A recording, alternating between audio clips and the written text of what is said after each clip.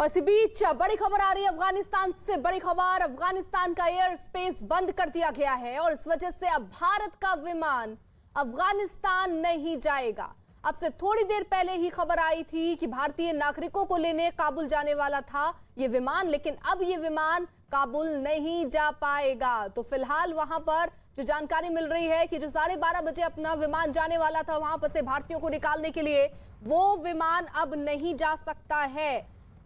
तो बड़ी खबर इस वक्त आ रही है अफगानिस्तान से, एयर स्पेस अफगानिस्तान का बंद कर दिया गया है और इसी वजह से अब भारत का विमान अफगानिस्तान नहीं जा पाएगा। अब से थोड़ी देर पहले ये खबर आई, भारतीय नागरिकों को लेने जाने वाला जो विमान था काबुल, वो अब विमान काबुल नहीं जा पाएगा क्योंकि अफगानिस्तान का एयर स्पेस बंद कर दिया गया है। हजारों की तादाद में लोग एयरपोर्ट पर मौजूद हैं जो अफगानिस्तान से बाहर निकलना चाहते हैं। विवेक गुप्ता हमारे सहयोगी इस वक्त जुड़ चुके हैं। विवेक, क्या जानकारी?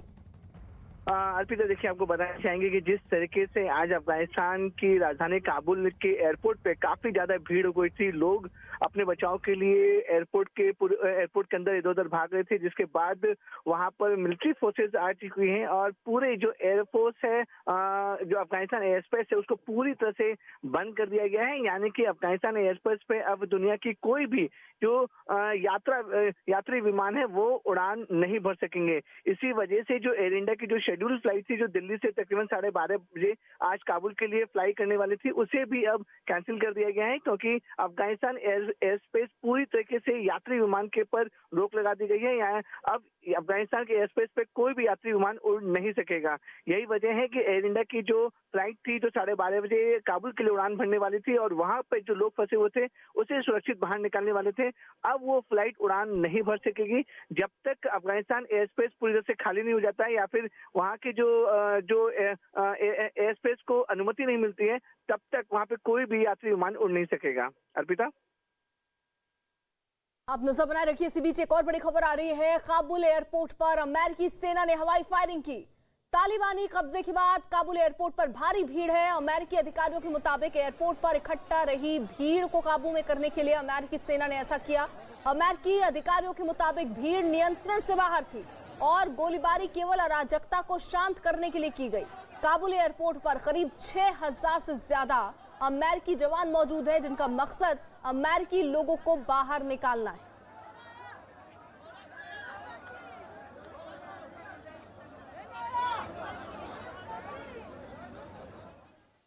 तो ये तस्वीरें जरा आप देखिए, 2 कैमरों की नजर से हम आपको तस्वीर दिखा रहे हैं। एक विमान और उस पर सवार होने के लिए होड़ मची लोगों के बीच में नजर आ रही है और किस तरीके से विमान में सवार होना चाह रहे हैं ये तस्वीरें जरा आप देखकर अंदाजा लगाइए। फिलहाल वहां पर हालात कुछ ऐसे ही बने हुए हैं जिसको देखते हुए अब वहां जो अमेरिकी सेना है, सैनिक हैं, उन्होंने बाकायदा वहां फायरिंग की ताकि जो भीड़ बेकाबू हो रही है उसे नियंत्रण में किया जा सके।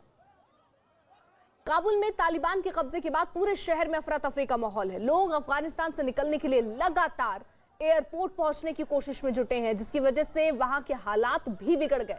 सैकड़ों लोगों की भीड़ पहुंचने से लोगों को संभाल पाना भी अब मुश्किल हो गया। वहीं विमान पर चढ़ने के लिए भी मारामारी बढ़ गई। तस्वीरें आपको दिखा रहे हैं, ये तस्वीर एयरपोर्ट के अंदर की और लोग विमान में चढ़ने के लिए जद्दोजहद करने में जुटे हैं। काबुल एयरपोर्ट से आई सुबह की इन तस्वीरों पर नजर डालिए। एयरपोर्ट पर एक विमान खड़ा है और उसमें सवार होने के लिए लोगों की भारी भीड़ लगी है। अफरा तफरी का माहौल है, हर कोई किसी भी सूरत में वहां से निकलना चाह रहा है।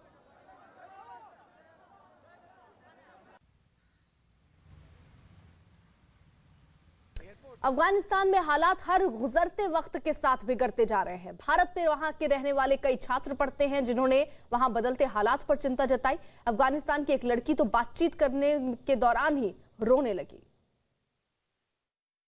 I have never felt it to this extent, helpless, hopeless, disappointed, poor and miserable in my life. All our 20 years achievement maybe just go in blinks of few days. कुछ खास सहयोगी इस वक्त हमारे साथ जुड़ चुके हैं। हमारे साथ शैलेंद्र वांगू इस वक्त मौजूद हैं, अमित पांडे हमारे साथ मौजूद हैं और संदीप बोल भी हमारे साथ इस वक्त मौजूद हैं। जरा जल्दी से शैलेंद्र वांगू का रुख करते हुए, शैलेंद्र, किस तरीके की जानकारी हासिल हो रही है? क्योंकि कोशिश तो ये थी कि 2 विमान अपने 12:30 बजे वहां पर पहुंचे और वहां जो भारतीय फंसे हैं उन्हें सुरक्षित बाहर निकाला जाए, लेकिन वहां पर तो एयर स्पेस बंद कर दिया गया है। अब आगे की क्या तैयारी?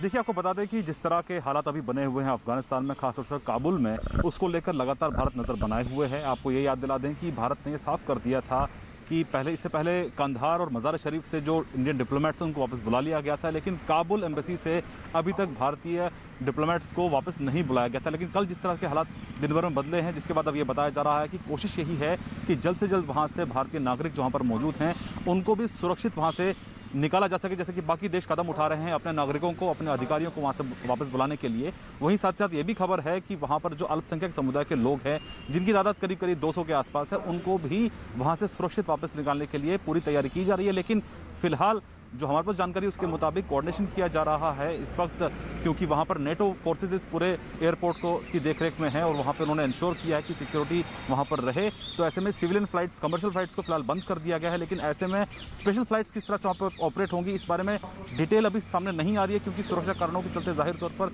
इस पर कोई डिटेल नहीं बताई जा रही है। लेकिन ये जरूर है कि सरकार इस पूरे हालात पर नजर बनाए हुए है और जो भी वहां पर भारतीय फंसे हुए हैं उनको जल्द से जल्द भारत लाए जाने के लिए पूरी तैयारी की जा रही है। अमित पांडे हमारे साथ मौजूद हैं और उनके साथ कुछ लोग हैं जो छात्र वहां फंसे हुए हैं, जिनके रिश्तेदार वहां फंसे हुए हैं। किस तरीके के हालात फिलहाल अफगानिस्तान में, ये जरा समझ लेते हैं। अमित, अगर लोगों से आप बात कर पाए तो बात कीजिए, क्या कह रहे हैं? देखिए, थोड़ी देर पहले लोग यहाँ पर मौजूद थे और इस वक्त हम अफगानिस्तान एम्बेसी के सामने हैं। आप देख सकते हैं लगातार लोग इस तरीके से निकल रहे हैं और पूछ रहे हैं। हम उनसे जानने की कोशिश भी करते हैं और हम सुबह से ही देख रहे हैं कि जो अफगानिस्तान की जो एम्बेसी है भारत में, वहाँ पर लोग आ जा रहे हैं। कुछ लोग हैं, हम इनसे बात करते हैं। Sir, Sorry, I can't say anything. Sorry. you have come here.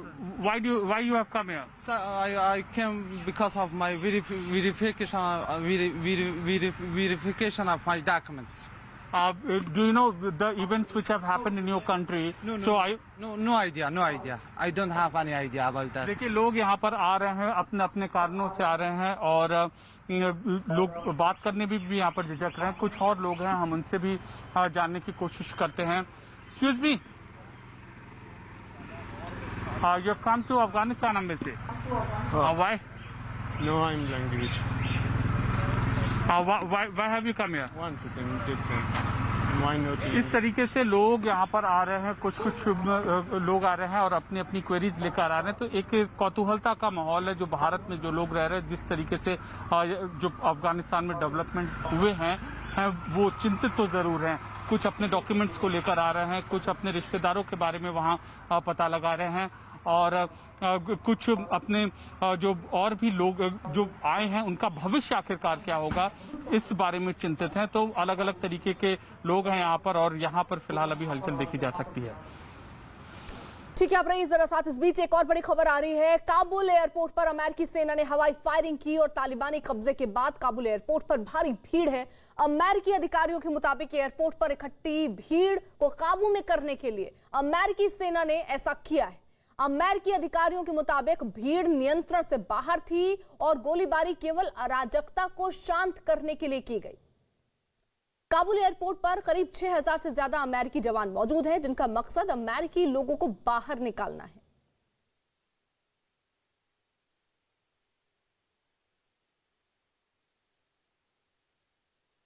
तो काबुल एयरपोर्ट की तस्वीरें आप देख रहे हैं, जहां अमेरिकी सेना ने हवाई फायरिंग की है। तालिबानी कब्जे के बाद काबुल एयरपोर्ट पर भारी भीड़, जिसकी तस्वीरें भी हम देख रहे हैं। वहां पर सैनिक जो हैं वो मौजूद हैं अमेरिका की तरफ से। काबुल एयरपोर्ट पर करीब 6000 से ज्यादा अमेरिकी जवान मौजूद हैं, जिनका मकसद अमेरिकी लोगों को बाहर निकालने का है। और जो भीड़ है वहां पर वो बेकाबू हो गई, जिसके बाद अमेरिकी सेना ने ऐसा किया, वहां पर फायरिंग की। अमेरिकी अधिकारियों के मुताबिक भीड़ को नियंत्रण में करने के लिए कदम उठाया गया और गोलीबारी केवल अराजकता को शांत करने के लिए ही की गई थी। तो काबुल एयरपोर्ट, जहां पर भारी तादाद में लोग पहुंच रहे हैं, वहां से निकलना चाहते हैं और ऐसे में वहां पर अफरा तफरी का माहौल है। भीड़ वहां पर बढ़ती जा रही है और उसी को नियंत्रित करने के लिए काबुल एयरपोर्ट पर अमेरिकी सेना ने हवाई फायरिंग की है। तालिबानी कब्जे के बाद काबुल एयरपोर्ट पर भारी भीड़ है। अफगानिस्तान में तालिबान के कब्जे के बाद कोहराम मचा हुआ है। पूरे देश में अफरा तफरी मची हुई है। हर आदमी किसी भी सूरत में वहां से निकलना चाह रहा है, लेकिन मुसीबत यह है कि अफगानिस्तान से निकलने का सिर्फ एक ही रास्ता है और वो है काबुल एयरपोर्ट, जहां से विमान के जरिए लोग जल्द से जल्द देश छोड़ देना चाहते हैं। और इसी से जुड़ी ये तस्वीरें हम आपके सामने रख रहे हैं, जहां पर देखिए आप पहली तस्वीर, भारी तादाद में लोग मौजूद हैं और हर शख्स वहां पर एक विमान मौजूद है उस पर चढ़ता हुआ नजर आ रहा है। हर शख्स विमान पर बैठ जाना चाहता है। विमान में चढ़ने की एक होड़ सी लगी लोगों में नजर आ रही है।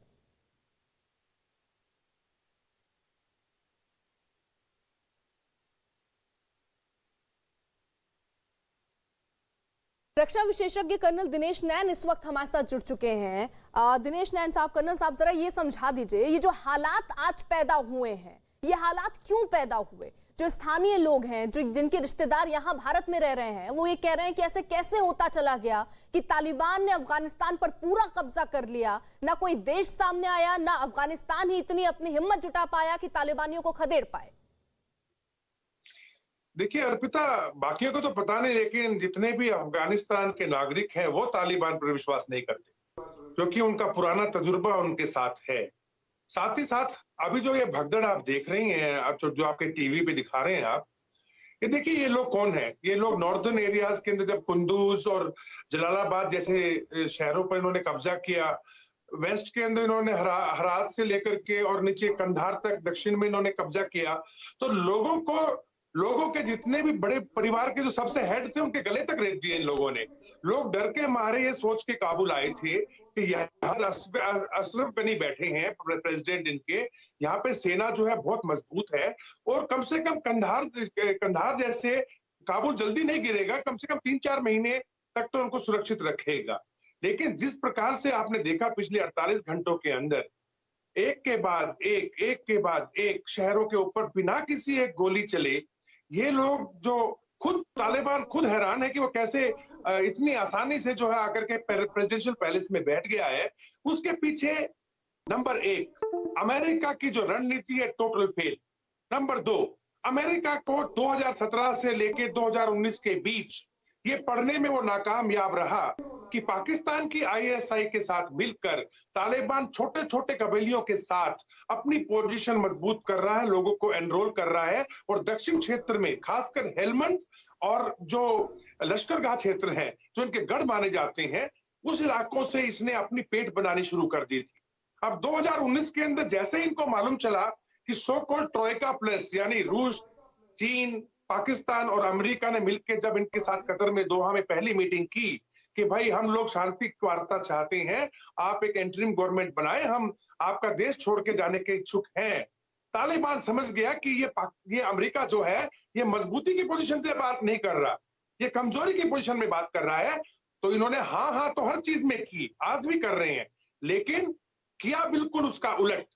इन्होंने आते ही उस मीटिंग से बाद में आप देखिएगा कंधार हो या फिर आपके दक्षिण क्षेत्र के हेलमंद क्षेत्र हो, उन सब के अंदर स्पेशली जो खासकर बॉर्डर एरियाज हैं, ईरान से लगता हुआ इस्लाम कला, आपके तजाकिस्तान के क्षेत्र के अंदर जो है शेर खान बंदर एरिया, या फिर आप जो पाकिस्तान के साथ बलूचिस्तान में एरिया लगता है, इन सब के ऊपर अपने आप को काबिज किया और उसके बाद आईएसआई की मदद से और ईरान की मदद से गुपचुप तरीके से पूरी सेना के जितने भी सैनिक हैं या फिर इनके सैनिक अधिकारी हैं और जो अलग अलग गवर्नर्स बैठे थे, इन सब के साथ इन्होंने पेट बनाई।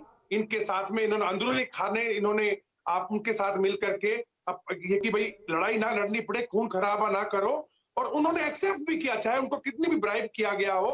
खासकर नॉर्दर्न एरिया के जो अगर देखें अर्पिता, पिछली बार जब तालिबान पावर में था तो नॉर्दर्न एरिया के अंदर जो है आप देखिएगा दोस्तम से लेकर के और आपके हेरात रीजन के अंदर तक, जो हेरात पश्चिम में पड़ता है, वहां पे जो खान था, इन सब लोगों ने मिलकर तालिबान को बिल्कुल भी उस एरिया में घुसने नहीं दिया था।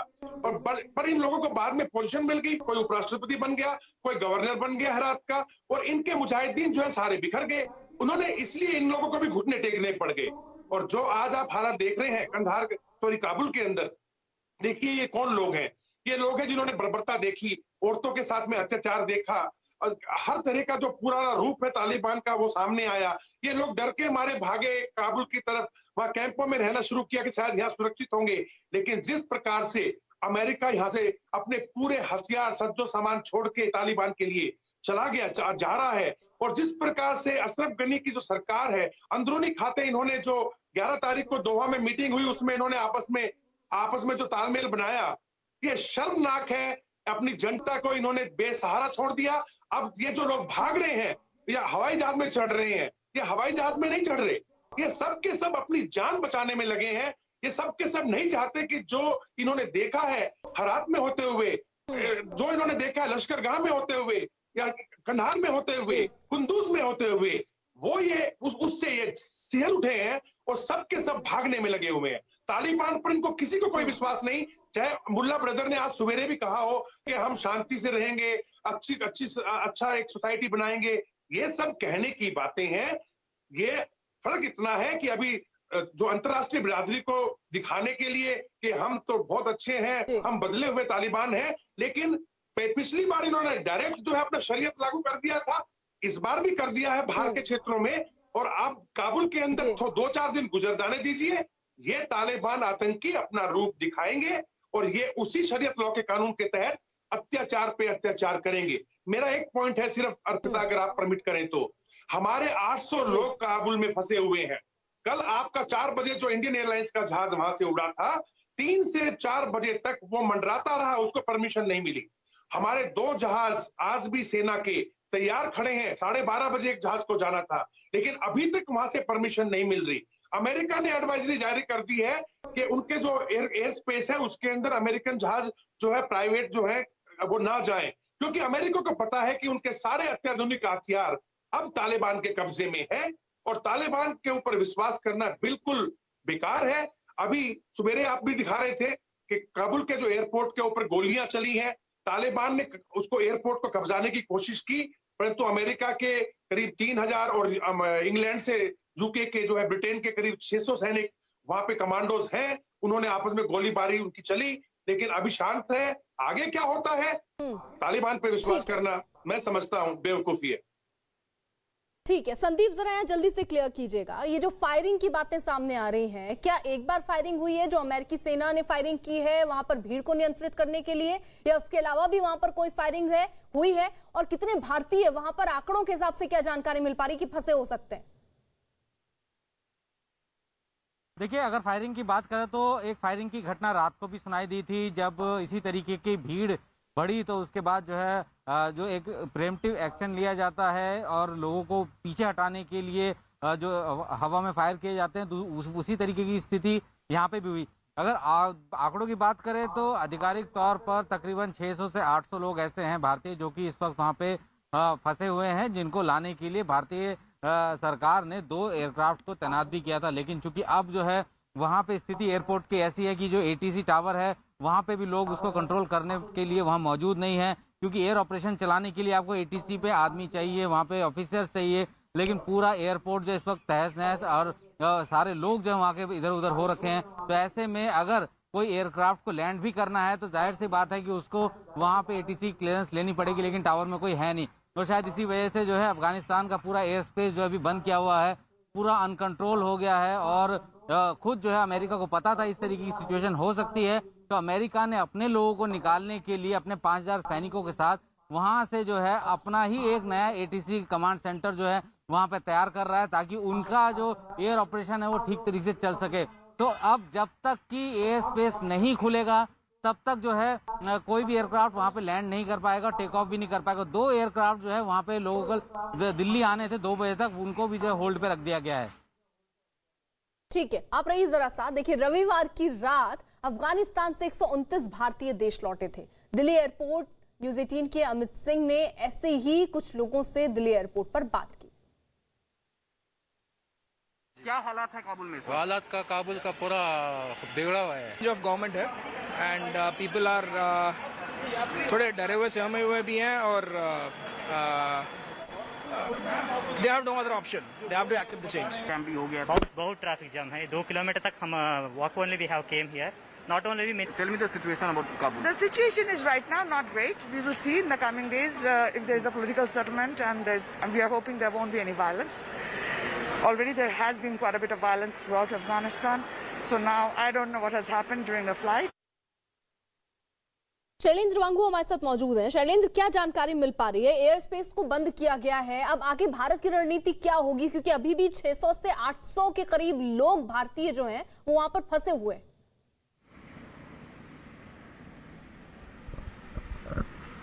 देखिए, आपको बता दें कि इस वक्त जो ताज़ा अपडेट है वो ये है कि नोटन जारी करके ये कहा गया है कि अफगानिस्तान का सिविलियन एयरपोर्ट जो है उसको पूरी तरह से बंद कर दिया गया, उसके ऑपरेशंस बंद कर दिए गए हैं, यानी कि अब कोई सिविल फ्लाइट वहां से फिलहाल टेक ऑफ नहीं कर पाएगी। लेकिन अहम बात यह है कि इस वक्त अफगानिस्तान के जो काबुल में जो एयरपोर्ट है उसमें पूरा जो फ्लाइटों का आना जाना है उसका पूरा कंट्रोल यूएस आर्मी के पास है, यूएस उसको कंट्रोल कर रहा है। तो कहीं ना कहीं ये माना जा रहा है कि प्रायोरिटी पे यानी प्राथमिकता पे अमेरिकी डिप्लोमेट्स, अमेरिकी ऑफिशियल्स और अमेरिकी सेना के जो लोग हैं उनको पहले इवैक्यूएट किया जा रहा है। ऐसे में माना जा रहा है कि भारत भी कंसर्न्ड अथॉरिटी से संपर्क में है ताकि वहां से जो भारतीय वहां पे फंसे हुए हैं या वापस घर लौटना चाहते हैं और वो अल्पसंख्यक समुदाय के लोग जो भारत आके शरण पाना चाहते हैं उन तमाम लोगों के लिए भारत भी कदम उठा रहा है। हालांकि इसको लेकर अभी प्लानिंग चल रही है, डिटेल साझा नहीं की जा रही है, लेकिन भारत इस स्थिति पर नजर बनाए हुए है। और आपको ये भी अपडेट कर दें कि आज शाम को ही यूएनएससी में भी भारत की अध्यक्षता में एक बैठक होने वाली है जिसमें अफगानिस्तान के ताज़ा हालात पर चर्चा होगी। आपको ये भी याद दिला दें कि भारत समेत कई मुल्कों ने कहा है कि हिंसा के बल पर बनी हुई सरकार अफगानिस्तान में अगर आती है तो उसको कोई भी देश मान्यता नहीं देगा। ठीक, आप रहिए जरा साथ। इसी विमान के साथ अफगानिस्तान के सांसद सईद मकसन भी दिल्ली आए हैं। उन्होंने उम्मीद जताई कि जल्द ही हालात जो हैं वो ठीक होंगे। मेरे साथ इस वक्त मौजूद हैं सईद मकसन जो कि मेंबर ऑफ पार्लियामेंट है अफगानिस्तान से। सर, इंडिया पहुंचे हैं, बातचीत करेंगे इंडिया गवर्नमेंट से। We have a meeting with our Afghan members here in Delhi. And inshallah, we're going back to Afghanistan next week. And everything will be okay. सरकार कैसी रहेगी सर वहाँ पर? क्या तालिबान के साथ मिलकर आप लोग सरकार? I think yes, they want to join with the Afghan government. तालिबानी आतंकियों के कब्जे के बाद अफगानिस्तान में कोहराम मचा हुआ है। पूरी दुनिया के देश अपने नागरिकों को अफगानिस्तान से निकालने में जुटे हैं और इस बीच केंद्रीय मंत्री भूपेंद्र यादव ने अफगानिस्तान में बिगड़ते हालात पर चिंता जताई। जिस तरह के हालात देख रहे हैं अफगानिस्तान में, उसको लेकर आप क्या कहना चाहेंगे? भारत सरकार पूरी तरीके से उस पर चिंतित है। सही अच्छी कार्रवाई हमारे देश और सरकार के द्वारा की जा रही है। शिवसेना सांसद संजय राउत ने भी अफगानिस्तान के बिगड़ते हालात पर चिंता जताई। पूरे विश्व को चिंता है अफगानिस्तान में क्या होगा और उसकी पूरे देश में, पूरे विश्व, हमारे पूरे वर्ल्ड में उसका क्या परिणाम होगा। अमेरिका से लेकर रशिया तक और हिंदुस्तान से लेकर वहाँ कहीं भी ये एक तो तालिबानी जो लोग हैं ये डेमोक्रेसी मानते नहीं, इस्लामिक ग्रुप है, टेररिस्ट ग्रुप है। जिस तरह से सत्ता पर कब्जा किया है तो हिंदुस्तान को भी बहुत सावधान रहना पड़ेगा। अफगानिस्तान के मुद्दे पर कांग्रेस नेता रणदीप सुरजेवाला ने क्या कहा वो भी जरा सुनिए। आज के इस खतरनाक हालात में जब अफगानिस्तान की सरकार यकायक गिर गई है और तालिबान ने टेक ओवर कर लिया है तो हम भारत की सरकार से एक मैच्योर राजनीतिक, रणनीतिक और डिप्लोमेटिक रिस्पांस की अपेक्षा करते हैं। अफगानिस्तान संकट पर आरएसएस नेता राम माधव ने क्या कहा वो भी आपको बता दें। दरअसल उन्होंने एक ट्वीट किया और लिखा कि तालिबान के पास आईएसआई के 30,000 से ज्यादा भाड़े के लड़ाके हैं। काबुल पर कब्जा करने के बाद तालिबान इन लड़ाकों को पाकिस्तान की मदद से कहीं और तैनात करेगा। भारत को गंभीर सुरक्षा चुनौतियों के लिए तैयार रहना चाहिए। तालिबान आखिर में पाकिस्तान और चीन का भी इस्तेमाल कर सकता है, लेकिन तत्काल खतरा भारत के लिए।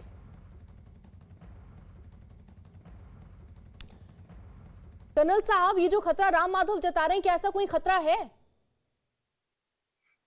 देखिए अर्पिता, एक चीज आप समझिएगा कि अभी तक जो ये कबीलियत है या ये तालिबान था, ये जो भी आगे बढ़ रहा था पूरा पाकिस्तान की आईएसआई, उनकी सेना के लोग, अलग अलग तंजीमें जो पाकिस्तान से 10 से 20 हजार के करीब लोग भेजे गए आतंकी, चाहे वो लश्कर तैयबा के थे, जैशे मोहम्मद के थे, अल बदर के थे, और साथ में 30 हजार के करीब लड़ाके जो खाड़ी से आए हुए हैं।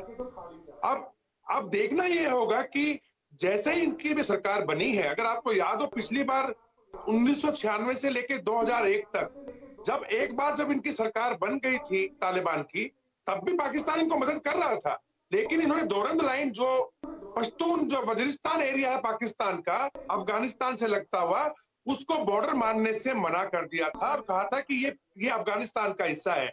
यहां तक कि मुल्ला उमर उसके ऊपर नाराज हो गया था।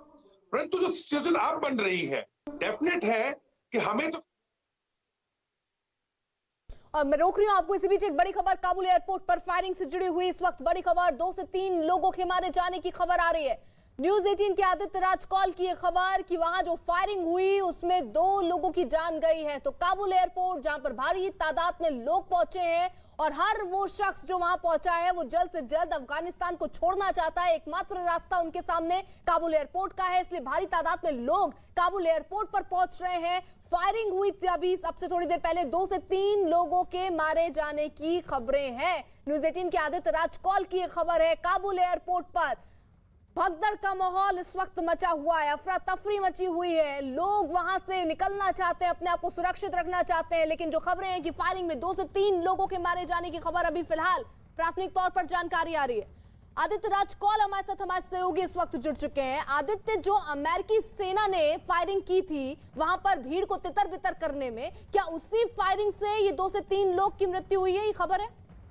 जी, अभी जो जानकारी हमें प्राप्त हो रही है वहां से, उसमें बताया जा रहा है कि कल शाम से ही जब से तालिबान ने टेक ओवर किया काबुल का, वहां पर बहुत सारा कमोशन मचा हुआ था एयरपोर्ट पे।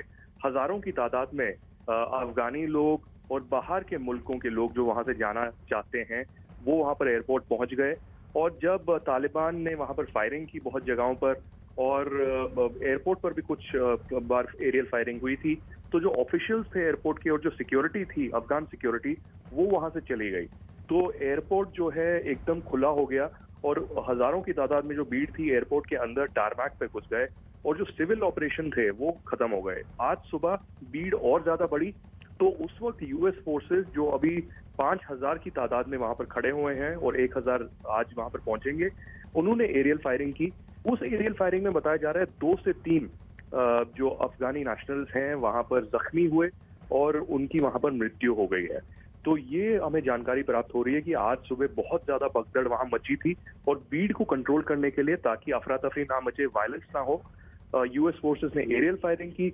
उसमें 203 लोगों की मारने की पुष्टि हो रही है। हालांकि ऑफिशियल जो स्टेटमेंट है, क्योंकि अफगान सरकार अभी नहीं है वहां पर, तो कहीं से नहीं आ रहा, लेकिन 2 से 3 लोगों का हमने वीडियो भी वहां से लोकल्स के थ्रू वहां पर देखा है। एक दूसरी खबर जो वहां से आ रही है वो ये है कि वजीर अकबर खान, एक बहुत ही प्रोमिनेंट एरिया है काबुल का जहां पर इंडियन एम्बेसी और बाकी एम्बेसीज भी लोकेटेड हैं, वो सड़क जो है तालिबान ने पूरी तरीके से बंद कर दी है और लोगों का एम्बेसी एरिया में और डिप्लोमेटिक एरिया में जाना दुश्वार हो गया है, बहुत ही मुश्किल हो गया है। तो जो एम्बेसीज भी हैं बहुत ही मुश्किलात के साथ काम कर रही हैं वहां पर, और जो लोग वहां पर वीजा लेने जाना चाहते हैं, पासपोर्ट सबमिट करने जाना चाहते हैं और अफगानिस्तान छोड़ के किसी दूसरे मुल्क में शरण लेना चाहते हैं, चाहे भारत हो, अमेरिका हो या कहीं और हो, उनके लिए बहुत ही मुश्किल की घड़ी अभी आ गई है, क्योंकि तालिबान ने बहुत सारी सड़कों पर कब्जा कर लिया है और लोगों को वहां से जाने नहीं दे रही वो डिप्लोमेटिक एंट्री। आदित्य, जरा बताइए जो आंकड़ा है 2 से 3 लोगों का, क्योंकि आप कह रहे हैं अभी आधिकारिक देखिए जानकारी तो नहीं है, लेकिन ये खबरें हैं कि 2 से 3 लोगों की जान गई है जो फायरिंग हुई है। ये आंकड़ा क्या बढ़ सकता है? घायलों की भी तादाद कुछ सामने आ सकती है? जी बिल्कुल, घायलों की तादाद आ सकती है, क्योंकि ये सिर्फ काबुल एयरपोर्ट की बात नहीं है। काबुल एयरपोर्ट पे तो भगदड़ मची ही हुई थी कल शाम से। जो दृश्य हमको दिखे, वीडियोस दिखे, उसमें हमने देखा कि हजारों की तादाद में कैसे एयरपोर्ट पे लोग वहां से भाग रहे थे और यूएस फोर्सेस ने एक दीवार सी बना रखी थी, ह्यूमन वॉल, जिससे वो अपने जो स्ट्रेटेजिक एसेट्स हैं और एयरक्राफ्ट हैं उनको प्रोटेक्ट कर रहे थे। तो मुझे लगता है कि बहुत ही फ्लूइड सिचुएशन है अभी। भारत सरकार भी मॉनिटर कर रही है, क्योंकि 12:30 बजे निकलना था एयर इंडिया का फ्लाइट काबुल के लिए, मुझे नहीं लगता कि वो निकल पाएगा, क्योंकि जो ऑफिशियल वहां से काबुल एयरपोर्ट से नोटिस निकलता है, हर एयरपोर्ट से निकलता है, काबुल एयरपोर्ट से जो निकला है कुछ ही मिनट पहले, उसमें कहा गया है कि हामिद करजाई जो एयरपोर्ट है सिविलियन साइड वो बंद कर दिया गया है।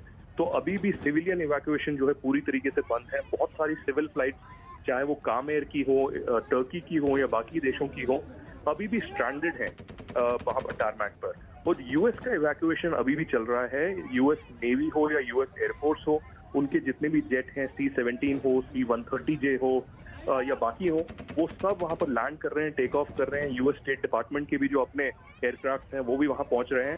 तो हजारों की तादाद में वहां पर जो है रेस्क्यू ऑपरेशन चल रहा है। यूएस स्टेट डिपार्टमेंट और यूएस सेक्रेटरी ऑफ डिफेंस के दफ्तर से भी एक जॉइंट स्टेटमेंट आया था और उसमें भी यही बताया गया कि 6000 की तादाद होगी यूएस फोर्सेस की काबुल एयरपोर्ट और यूएस एम्बेसी के बीच, और उस सारे एरिया को सिक्योर किया जाएगा। और यूएस जो है अब काबुल का ऑफिशियल जो इंटरनेशनल एयरपोर्ट का एयर ट्रैफिक कंट्रोल है वो अपने कब्जे में करेगा और इवैक्यूएशन से होने देगा। तो देखना होगा कि कब नॉर्मल इवैक्यूएशन चालू होगा, ताकि भारत सरकार भी अपने जो है मिलिट्री जेट है या एयर इंडिया है उसको वहां पर भेजे और भारत के जो वहां पर सिटीजन्स हैं, नेशनल्स हैं, उनको जल्द से जल्द इवैक्यूएट किया जाए। इसके अलावा मैं आपको एक और महत्वपूर्ण बात बता दूं, जो चाहे वो अमरुल्लाह सलेह हो, अशरफ गनी हो या बाकी लोग, उनके जो दफ्तर में लोग काम करते थे, सीनियर ऑफिसर्स थे, ब्यूरोक्रेट्स थे या डिप्लोमेट, उन्होंने भी भारत सरकार से गुहार लगाई है कि उनको जो है ह्यूमैनिटेरियन ग्राउंड पर शरण दी जाए। तो उनको भी एक व्यवस्था करना उनके लिए भी भारत सरकार के लिए जरूरी होगा और अगले 2 से 3 दिन में हो सकता है ये हो। शुक्रिया आदित्य। यानी जो तस्वीरें फिलहाल सामने आ रही काबुल एयरपोर्ट की वो वाकई चौंकाने वाली हैं। दहशत से भरी ये तस्वीरें जहां पर लोग जो हैं वो डरे सहमे हैं।